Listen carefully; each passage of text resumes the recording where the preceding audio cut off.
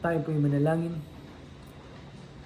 Dakila namin Diyos, marami pong salamat sa pinakita po ninyong aral at katotohanan na ang tanging sandata lamang po namin sa lupang ito ay ang pananampalataya sa inyo at ang pagtitiwala sa mga bagay na kaya niyo pong gawin sa buhay po namin.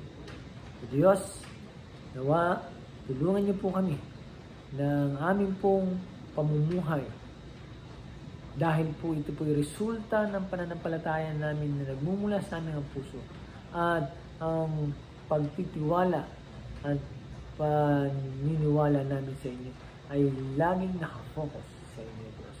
At ito ay magre-resulta ng tamang pamumuhay na kasing pareho po ng aming Panginoon Jesus.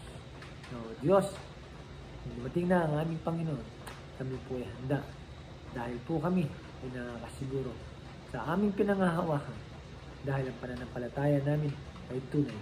Kaya meron po kami kapayapaan sa aming mga puso't isipan na ang lahat ng bagay ay mangyayari ayon po sa inyong mga Panginoon. Pagpalain po ang bawat isa sa amin, ang mga tagapagkinig po namin.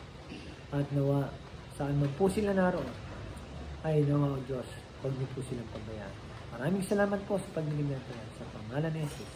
Amen.